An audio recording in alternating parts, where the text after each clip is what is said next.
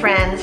This is the Help and Hope podcast produced by MARKINC Ministries, and I'm Sharon Betters. And our purpose in sharing this podcast is to offer stories of redemption, stories where someone has gone through a really difficult time, a crisis that has been painful, sometimes experienced in isolation, and yet they offer a journey of hope to those who are listening. And so I am really excited to introduce to you our guest today, Christine Chappell, who has been a guest on the Help and Hope podcast before. In fact, we talked about her booklet, Help, I've Been Diagnosed with a Mental Disorder. And today we're going to be talking about her new book, which is called Midnight Mercies, Walking with God Through Depression in Motherhood. And you are in for a real treat. We'll have contact information in the show notes and links to her books and how you can get in touch with Christine. She's got all kinds of fun things on her website about this book that I hope that she'll mention during our conversation. So, Christine, thank you so much for joining us today. Thank you, Sharon, for inviting me back. I look forward to chatting about this topic. So thanks for the invitation. Well, I had the privilege of previewing your book, and I just love it. And I pray that God is going to put it into, I know He is going to put it into the hands of people across the world, because it is such an incredible topic that needs to be addressed. And the way that you do it is so effective and transparent. And that's what I love about, one of the things I love about you, Christine, is your transparency and your willingness to share your life with others as a means of encouraging them to walk by faith. But before we get into your story, one of the things that social media lets us do is get a glimpse into people's personal lives. And I've noticed lots of pictures of gardens and flowers. So tell us, what is it about these flowers that is so attractive to you?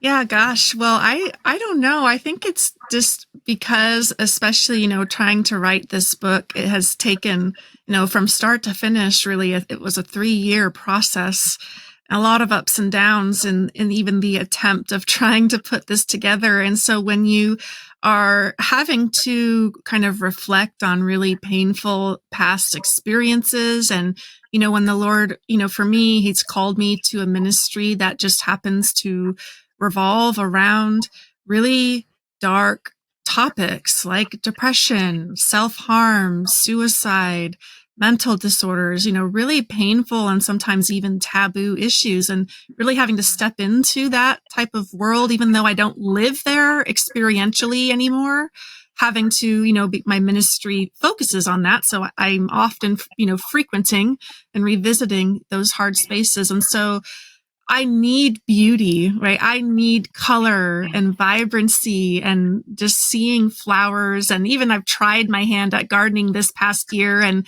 that has in and of itself had all kinds of different, parallels to the gospel and how God cares for us. And so I really, I think have experienced, some areas of my faith afresh because of gardening. But, we see so much beauty in the dark world around us by just looking at simple things in creation, and flowers and butterflies and birds happen to be, the things I prefer to look at, just to be reminded, that there is light after darkness. There is life after death, that seasons come and seasons go, and so there's just so much to appreciate, and it's refreshing, to stop and smell the roses, literally, so I do try to do that as often as I can when the roses are in bloom.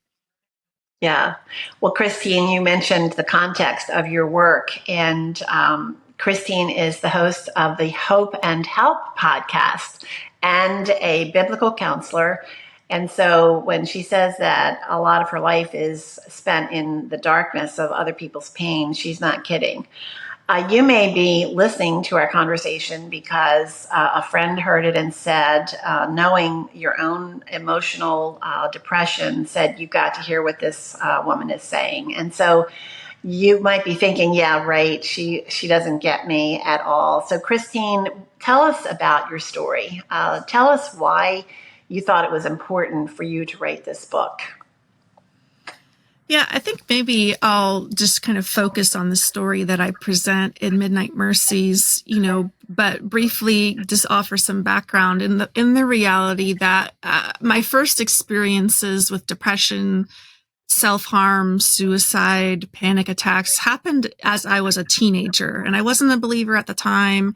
It would all kind of a tangled up mess happened in the wake of a car accident and all of the loss that was associated with that. But in Midnight Mercies, I end up sharing the reality that at that time as a teenager, I was hospitalized. I went to the psychiatric hospital because I had been hurting myself at school, and they put me on a suicide watch there for my own protection. But after my dad died, some years later, when I was 28, I became a believer. God saved me a couple of weeks after my dad had died, and I gained my heavenly father after losing my earthly one. And I guess I was a young mom at the time too. We only had one daughter at the time, and she was 5 when I was saved. But I guess I just never really thought that the problems that I had with depression and panic and even temptations to self-harm would kind of rear their head again in my motherhood experience in a way that was really discouraging as a Christian to go through.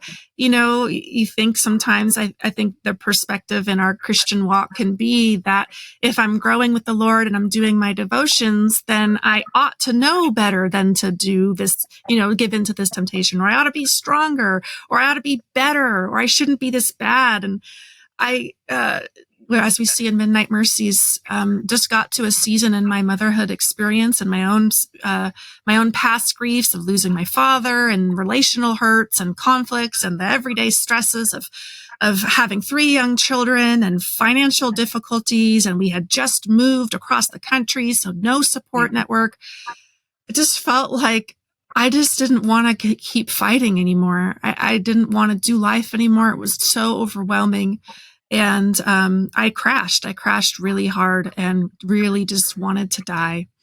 And so Midnight Mercies begins at that point in my journey, where I share with my husband how dark my world had become. And I again go back to the psychiatric hospital, this time as a wife, as a mother, as a Christian. And the book takes us through a week of wrestling with really difficult thoughts and fears and doubts and anger and all of the different emotions that come with that type of experience in motherhood, where you just get to the point where you say, I can't live like this anymore. One of the things that I love about your book, first of all, your transparency is remarkable, and you've been transparent all along. As I said, that's one of the things that I really appreciate about you, is your transparency, and your purpose in being transparent is to comfort others. And there's no doubt that someone listening right now is saying, I get it. Everything she's saying, I resonate with. What are some of walk us through some of the emotions that you experience, and how does one lead to the other? It's almost like a domino effect.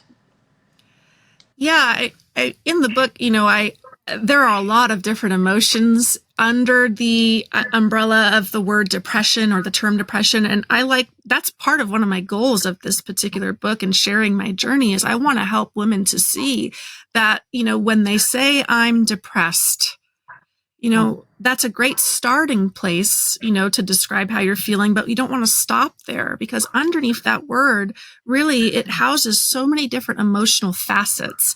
And as God is so kind to help us to navigate and explore, what's really going on in our heart and how our heart is responding to our world, we begin to see that, I'm depressed, but maybe what I'm really mean is I'm feeling hopeless, or I'm feeling very weary and sad and angry and anxious and ashamed and lonely. And, when it comes to the experience of depression and motherhood, I'm not saying that these are the only emotions, but these are very common emotions that I think in one way or another, to some degree or another, we experience. And to be honest with you, Sharon, we might not even know that we are experiencing loneliness or shame. We shame and depression. What does that even look like? What is weariness and depression look like? Or what does anger and depression look like? That's another one that sometimes surprises people. I've heard people say, well, when I think of depression, I don't think of anger, because anger is, someone punching a hole in the wall, but depression is someone withdrawing from the world, and shutting down. And so on my own journey through depression, I had to learn these things. I had to, in order to take my next step by faith, that through the darkness that I was in, God was helping me to see and better understand some of these experiences. But more than that, help me to see how He views me in the darkness when I feel hopeless, when I feel weary and sad and angry and anxious and ashamed and lonely. Because in depression, our perspective of God is skewed. We're not sure what we believe about His dealings with us or His disposition toward us. It feels like He's, I've been doing a lot of interviews lately, and words that have come up in talking with other women who have gone through this type of thing. God feels like I feel like I've been tricked. I feel like I've been duped. I feel like I've been cheated. I feel like He's being cruel to me. I'm not saying these are right.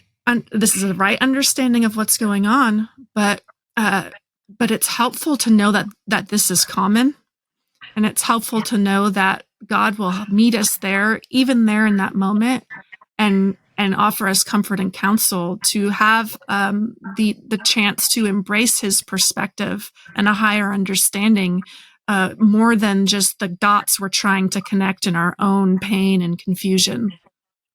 Yeah. I think when we say the word depression, there's a whole gamut of what that means. For instance, when I was a young mother, we had 3 children. I think it was 3 at the time. And I went to see my doctor, and she looked at me and said, "What's wrong?" And I said, "What do you mean?" She said, "Something is not right with you." And I immediately started crying. And the end result was she said, you need to get away. As I described all of my responsibilities and how I felt at the time, I didn't even know how badly I felt, but something just wasn't right.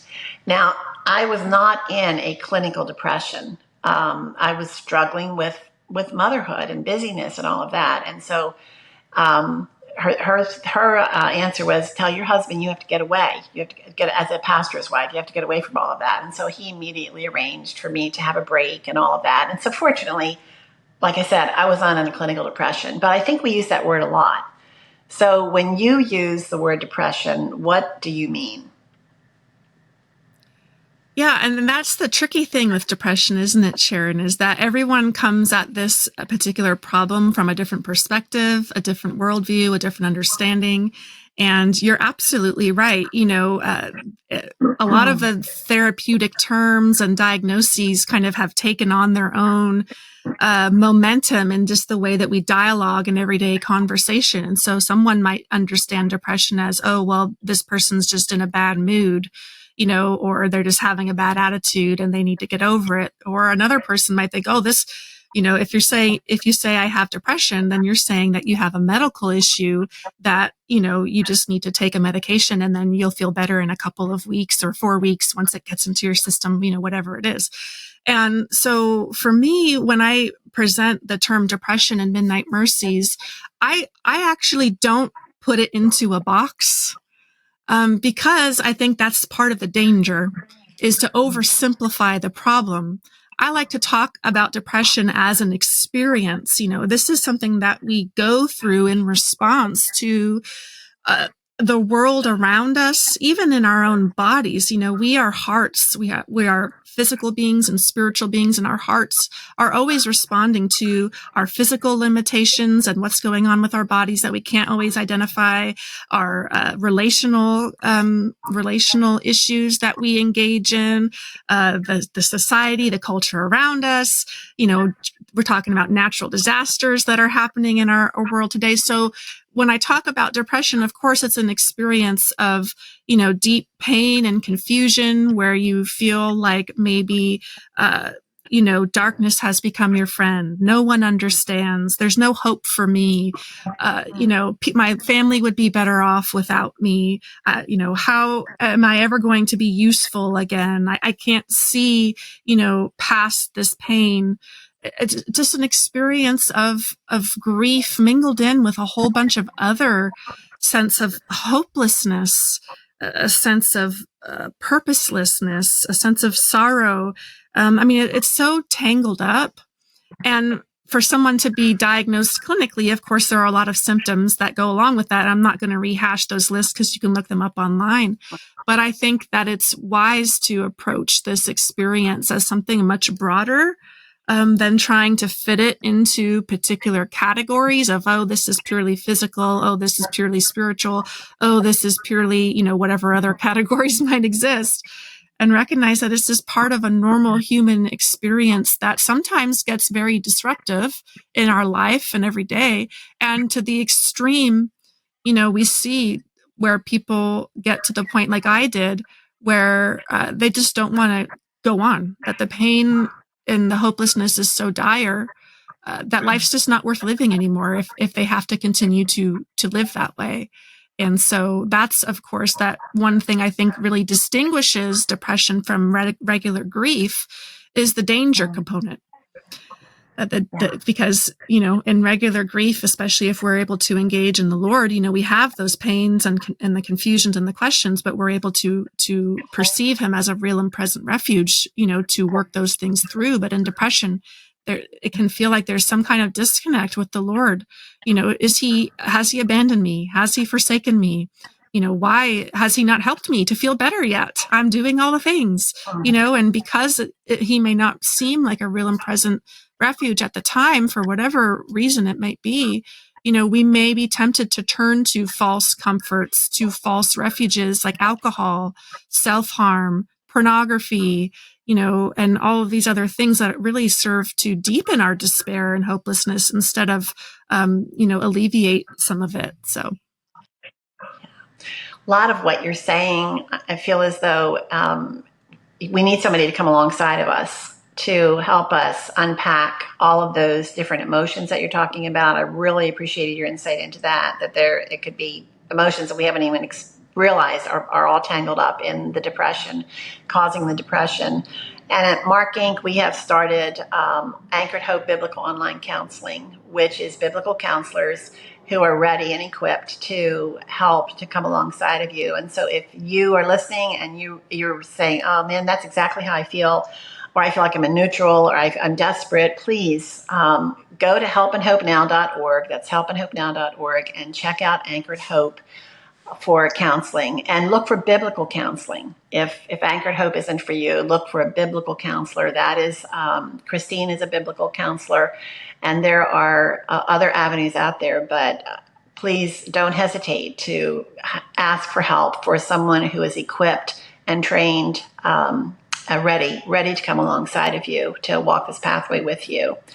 One of the things that I just loved about your book, Midnight Mercies, is you remind us of people in Scripture who struggled with depression. And when I went through my own grief journey, that was such an encouragement to me. So do you have a favorite? And the other thing, Christine, that I loved is the way you showed how God dealt differently with each person, that he did not have a cookie cutter approach to their emotions.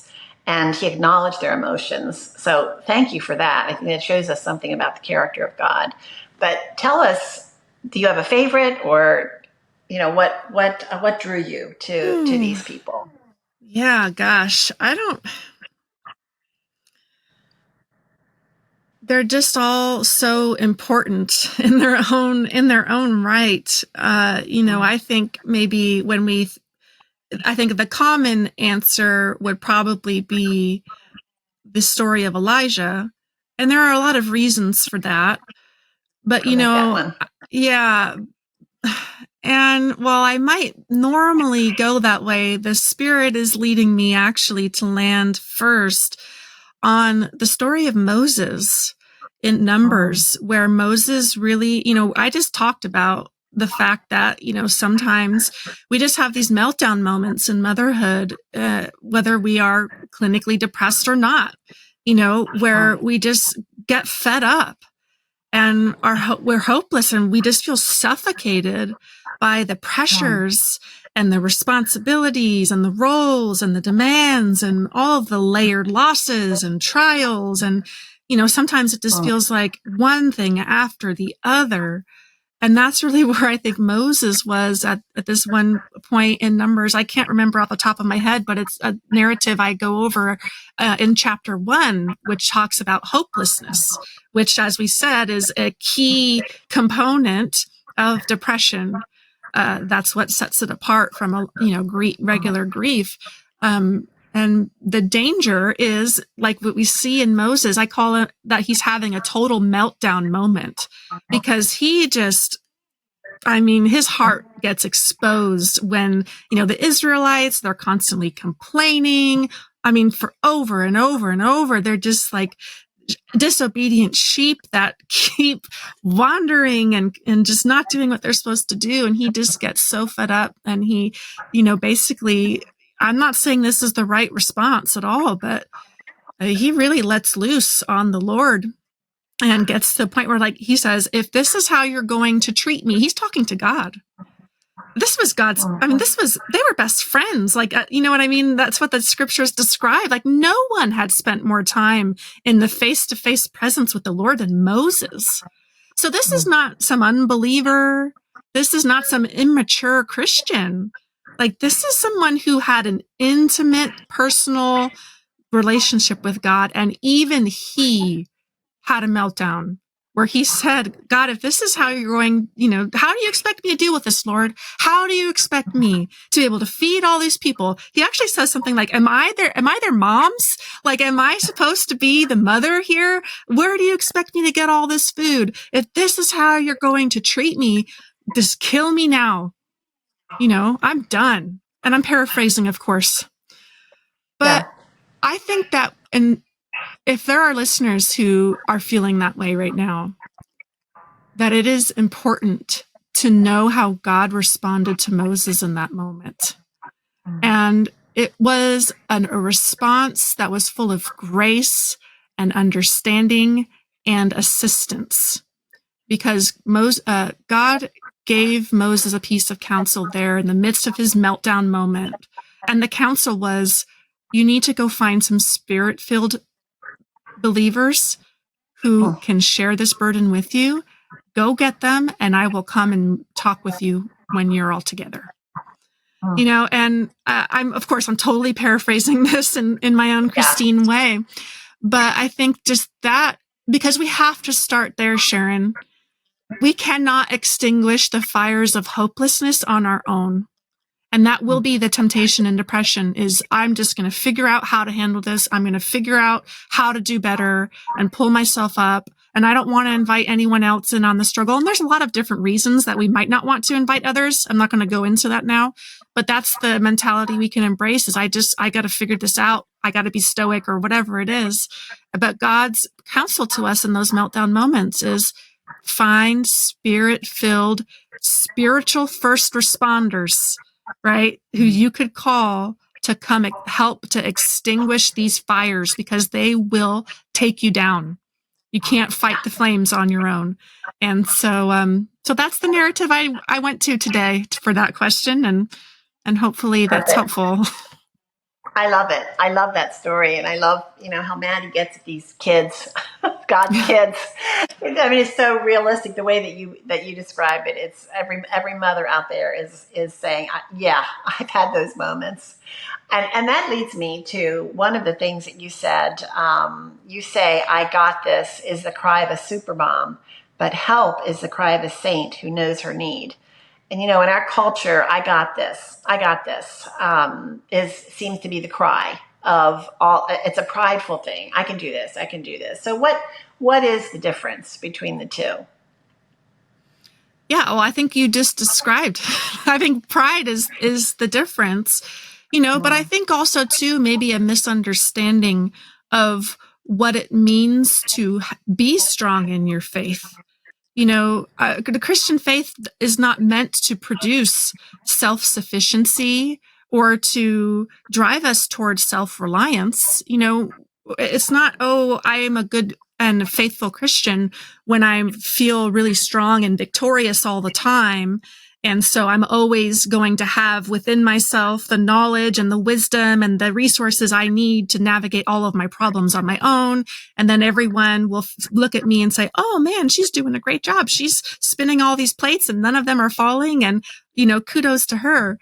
And that's in some ways, like you say, pride can be fueling that, even a desire for glory, right, to be a glory thief. And because, hey, that feels pretty good to be able to handle your life, and smile while you're doing it, even though you've got a lot on your plate. But I think, God is not in the business of nurturing that tendency in us.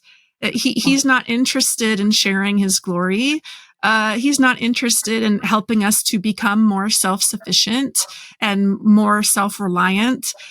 Earlier this year, someone asked me if I would had a response about, resiliency is kind of or to be resilient is kind of like a common word or a popular word right now, resilience, and talking about that. And like, what was my understanding of resilience? And she asked me just off the cuff. I had no time to even really think about it all that much. But to me, from a Christian perspective, resiliency is full dependence on God. If you want to be resilient, you rely fully on the Lord and not yourself. Just like Paul talks about in 2 Corinthians 1, where he talks about this experience in Asia that was so distressing for him and his colleagues that they felt like they had received the sentence of death. They despaired of life itself. This was such a bad situation they were in that they didn't even think they were going to survive it. And I know that there are moms listening right now where that's where they're at. And that's what they feel like. This is so bad. What I am going through right now is so bad. This situation, this circumstance, this trial, this loss, I don't even think I'm going to survive it. It feels like a death sentence, right? But even Paul, he goes on and he says, yeah, that was the reality. He's honest about it. He's not shoving that away. But he says that served the redemptive benefit of getting him to rely on the God who raises the dead and not himself. And that's the goal, right? That is our goal as we mature in Christians. It's like the more mature you are in Christ means the more quickly you are to run to God and full and complete abandon of like, I have no resources in me, God, but you have what I need. And I'm depending on you to get me through this. Not I got this, but God help, because I can't do this without you. Yeah. Well, I hate to say that we're going to be wrapping up, and because I could just talk to you all day. I could listen to the wisdom that you have to share all day long, Christine. But what we like to say around here is, friends, we hope that this conversation is like salty peanuts. You can't just eat one. You got to have more. And so I hope, and I'm confident you're going to want to hear more from Christine. And so I highly recommend her book, Midnight Mercies. I'm sure that you can tell it's packed with so much wisdom and so much truth and so much scripture. And really, she doesn't make it. Her story is like the framework, but the heart of it is God's grace. And I just want to encourage you to check it out. You can go to helpandhopenow.org, where you can learn more about how to get in touch with Christine, her website. We'll have links to her books as well. But Christine, as we wrap up, I would like to give you one more opportunity to offer the hope of the gospel to that one woman who you just described her. She's just hanging on and she's listening to you and she says, this woman gets me, but I have no idea what to do next. If you had just a minute with a woman like that, what practical steps could she take to begin a journey toward healing? Well, I think just picking up on the Moses story, and if you are not having someone by your side, whether virtually or in person, preferably through the local church, walking with you, just one person, one person who is mature in their faith, who can walk with you during this season. That would be my first recommendation. Like, do not overlook the importance of that. God will meet you there with that person, right? He says, get these spirit-filled believers, sit with, and then I will come and talk to you. He will illuminate the next step for you through the comfort and counsel that other spirit-filled believers have to share. We're not going to be able to access the comfort and counsel we need just in our own selves all the time. We have to hear it from other people, spirit-filled believers in particular. And then the only other thing I would just leave as an encouragement is that you have not lost the treasure of the gospel, even in this season of darkness, that sometimes just to make it through the day, you're living 5 minutes at a time and saying, Lord, what next? Who do you want me to serve in love next? How can I lay my life down? Sometimes we even have to embrace the mentality that right now, Lord, help me die to my desire to die. Help me to choose life in this moment. And a lot of times choosing life in this moment just looks like the next step. What next life-sustaining step does God have for me right now? And maybe it's eat a sandwich. Maybe it's drink some water. Maybe it's brush your teeth or read a book to your kid or do the dishes. But it's small and it's immediate. God puts it right in front of you. And so whatever that is, you can take that step and expect him to give you the strength you need to walk into that step by faith. Christine, thank you so much. I just love talking to you and hearing your perspective. And I really like what you just said. It's exactly the truth. I've walked that myself, and it's like medicine for your soul. It just a little bit at a time. Friends, my guest today is Christine Chappell, and we've been talking about her wonderful book, Midnight Mercies, Walking with God Through Depression in Motherhood. Walking with God Through Depression in Motherhood. And I cannot recommend her book enough. It's practical, it's biblical, it's personal, it's transparent, and I think it could be life-changing for those who are really struggling with depression and those who want to come alongside of them. It gives you insight into the heart of the person who is struggling with depression. And I told Christine it's not just for mothers. Really, the truths, the principles apply right across the board for anyone who is struggling with depression. So I guess you can tell I'm highly recommending this book. I'm Sharon Betters, and this is the Help and Hope podcast produced by MARKINC Ministries. You can hear more stories like Christine's by going to helpandhopenow.org. That's helpandhopenow.org, where you're going to find lots of other free resources designed to help turn your heart toward Jesus, especially in those broken places of life. Thanks so much for joining us, and I hope that you will share this with others. Help us spread the word. The best advertisement is a personal review. So make sure you pass this along to someone else who is looking for the help and hope of the gospel.